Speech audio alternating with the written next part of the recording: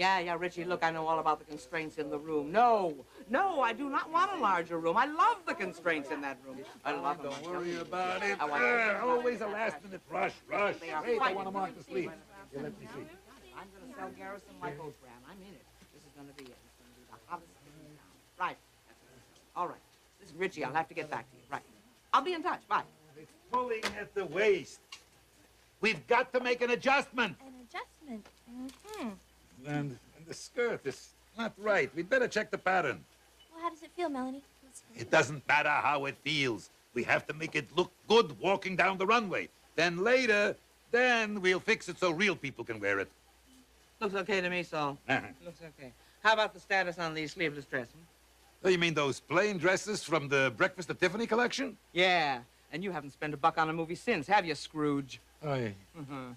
Listen, Saul, that dress is not plain. It is simple and elegant, and it is very, very trendy. Now, have you finished the final fittings yet? It's in the can, Sally, so stop worrying. I've already made up the first 2 samples. Sal, you know what? You know what this dress needs? I think it needs... Now, that's your problem. Do not think. Don't give me any of your theories, Einstein.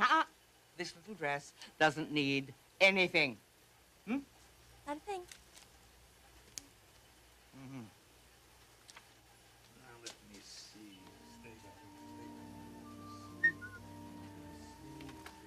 Daydreaming, darling? No. I'm debating. Yeah? What are you debating? Something that I'm about to do. Which might be the craziest thing I've ever done. But I'm going ahead with it anyway.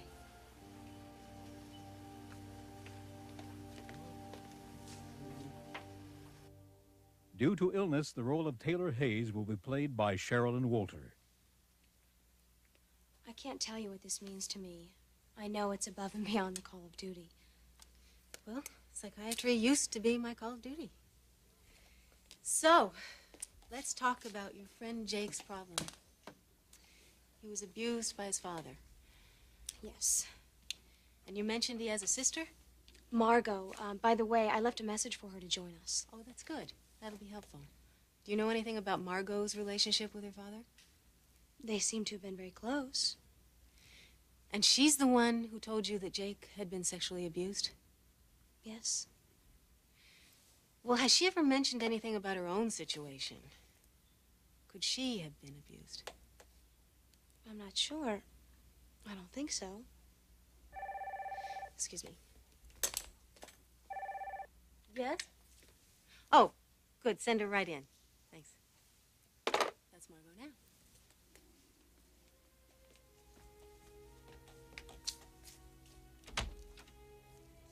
Hello, Dr. Hayes. It's good to see you again, but please use my first name, Taylor. Hello, Taylor. Hello, Felicia. Go ahead. Thank you. Felicia was just telling me a little bit about your brother. Oh, I see. Now, the first question I have to ask you is, are you comfortable with the situation? You mean talking about my brother's problem? Yes, in this setting. Well, I don't think I'd ever be comfortable talking about its problem in any situation. I don't know how much Felicia's told you, but my father and I shared a very close relationship. He was the dominant figure in my life, and I loved and I respected him. So you can imagine what this has done to me. What has it done to you, Margo? It's changed everything. To even think of my father doing something like that.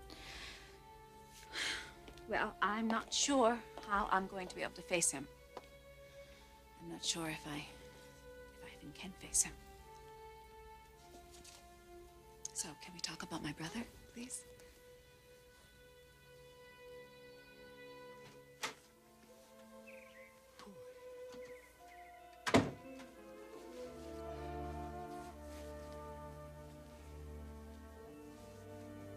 How was work?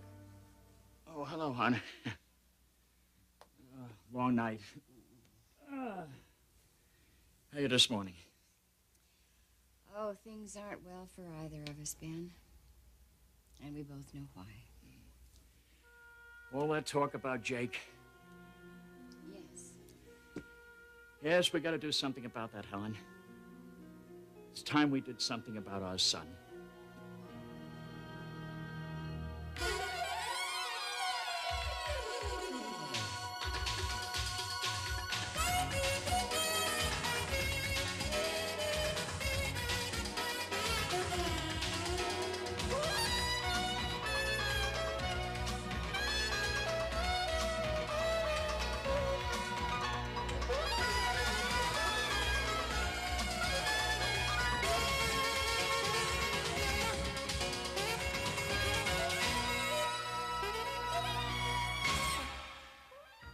the bold and the beautiful. This portion sponsored by Secret Antiperspirant. Strong enough for a man, but pH balanced for a woman. We'll take care of it. And don't forget the sleeveless dresses. And hey, Darla, no adjustments. You understand? No little adjustments. Thank you. Well, now, Macy, do you think possibly we can talk a little bit about this secret mission you have in mind? Hmm? What exactly is involved here? The Forrester family. Honey, why don't you just concentrate on your relationship with Thorne and let the rest of the Forrester family fall into place, hmm? Mother, they won't just fall into place. They're going to have to be led into place. Well, what do you intend to do? I intend to divide and conquer. That's my strategy. All right, General. Tell me more. Well, I'm going to start with Ridge. I'm going to talk to him today. And if I can't get through to him, then I'll be back tomorrow and the next day and the next until he realizes that I plan to marry his brother. And I plan to be the best wife a man could ever have. That's the spirit, honey. I think you are actually up to this challenge. When are you meeting Ridge? As soon as I call him. You haven't spoken to him yet? Relax. I am sure he'll meet with me.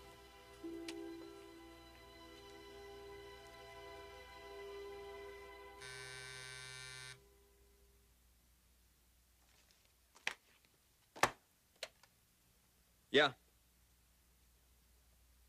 Who? Yeah, I'll take the call.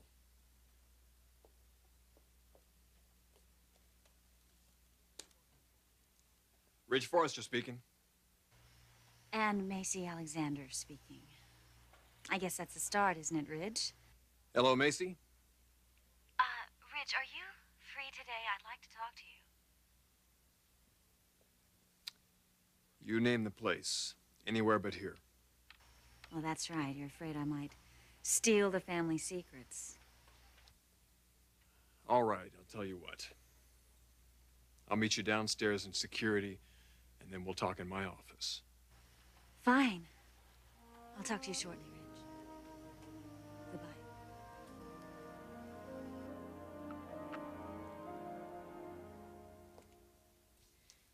All right, we'll talk about Jake. He's been sexually abused by a parent. And now for all these years, ever since he was a child, he's been carrying an enormous burden inside of him. Alone. I can't imagine what that could do to a person.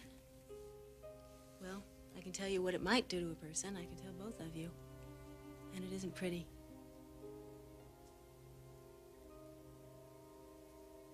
Time we did something about Jake? Is that what you're saying? Yes. What do you mean, Ben? The boy has been gone for 10 years. And we've been suffering for 10 years. So what are you getting at? Helen, we haven't heard one word from him. It's like he's gone. Disappeared from the face of the earth. We left words with his friends, all those organizations. But nobody has heard from him. Not even his sister, and he was closest to her. Maybe, Helen, it's time that we face the facts. And what are the facts as you see them, Ben? Honey, that we waited long enough. There's only one conclusion. Only one we can come to. Our son. He's got to be dead.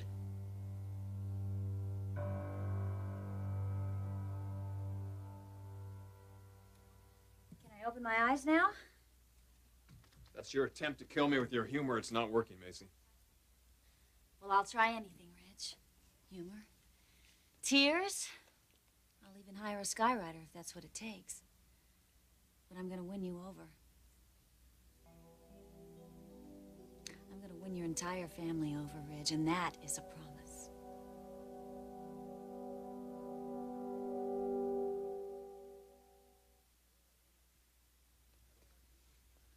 I don't like being in this position, Macy. What position is that? being the one to tell you you're fighting a losing battle. Well, then I'll let you off the hook, Reg. You've said your piece, and I've heard it. So now no one can say that I wasn't warned. You still seem very unimpressed, though. You've got that one right. And I'm not about to give up. Well, I allowed you to come over here. I guess it's only fair that I hear you out. So go ahead. Make your argument.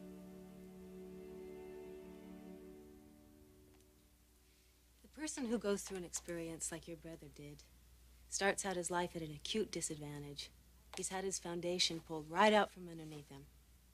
His parents, the only people we can truly trust as children, suddenly become users and manipulators. And in Jake's case, this was his father. A boy's most important role model, a boy's hero, the only person he knows he can turn to if ever he needs support. Now, a child that grows up without this, as your brother did, grows up at a huge emotional disadvantage. It sounds like he would have been better off had he been an orphan. In some cases, that's true. Could you tell me when it's not? How close were your father and your brother? Ah, they were very close. Tell me more. Well, I remember Jake as a child growing up just couldn't get enough of my father. He was at his side from the minute my father got home from work. I was a little jealous, as a matter of fact. And this was before he was 5 years old? Yeah, this was when he was very young. Before it happened. And after that? After that, it changed. Oh, Jake was sad. I was, well, we were very close all through grade school. He looked to me for support. He looked to me for trust. But you know, he never ever talked about my father. He didn't understand what was happening, Margo. Not until puberty. And then it was a shock. Then it was an explosion, the worst eye-opening experience he'd ever had in his life. So tell us, does Jake have a chance? Is there any hope? Doctor, what does the future hold for my brother?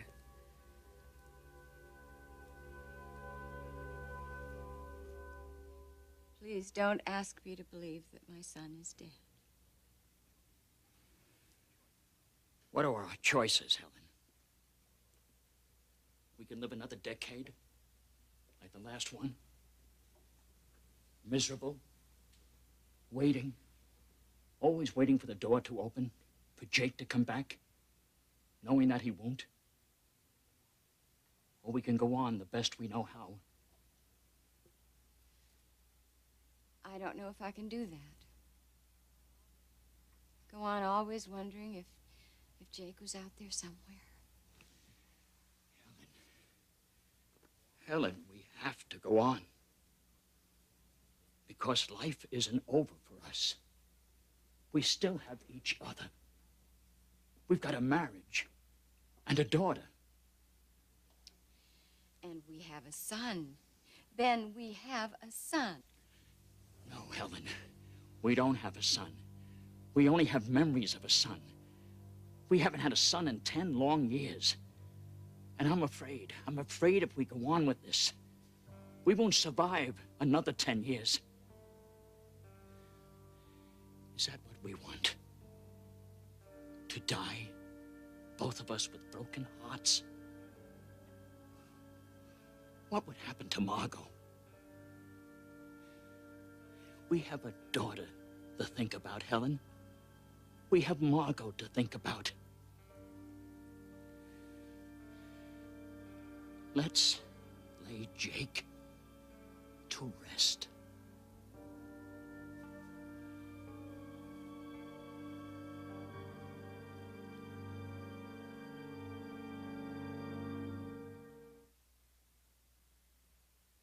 If you are expecting an emotional plea from me, Ridge, you're not going to get one. All I can say is this. I love your brother. And I'm going to spend the rest of my life with him, and I'll make him a good wife. And over time, you, your parents, and your entire family will grow to accept me and to know that I'll make him a good wife. And that you have nothing to fear from me. Is that it? Yes.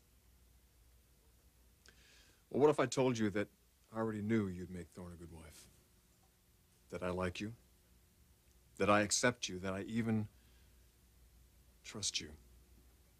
Well, then I would have to say that this meeting has been a resounding success. But it isn't, because I'm still opposed to this marriage. Why? Don't you see, Macy? This has nothing to do with love. It has nothing to do with you and Thorne. It has to do with Clark, your mother, and a long history of your family ripping my family off. But most of all, Macy, it has to do with my father, who spent his whole adult life building something that he's not about to risk losing. No, this marriage is a bad idea at a bad point in time. Maybe in a couple of years when things aren't quite so volatile, but not now. It's too soon, way too soon. And as attractive and charming and likable as you are, and you are very likable, it still doesn't change how we feel about what you and Thorne are doing. I'm sorry, Macy, but you're not going to get our support. And I really don't think it's fair of you to even expect it.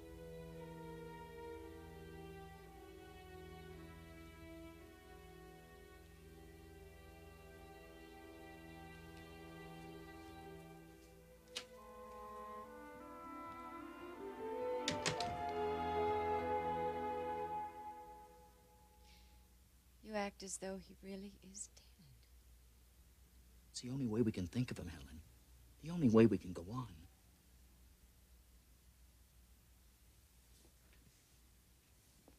Don't you see? If there was any reason to hope, any reason at all, if there was some person who's seen him, or someone who talked to him even years ago, but we've got nothing like that, nothing like that. We've got no reason to hope. What are you suggesting we do? Call Margo up and tell her that we've talked this thing over and that we're holding a memorial service for her brother. That we're burying our boy and going on with our lives. I'm sure she'll want to be part of it.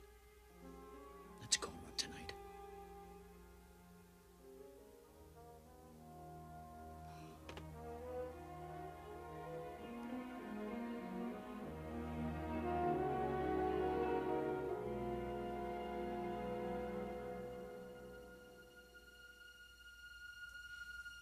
What the future holds for your brother is really very unclear at this point. I'd need to see him.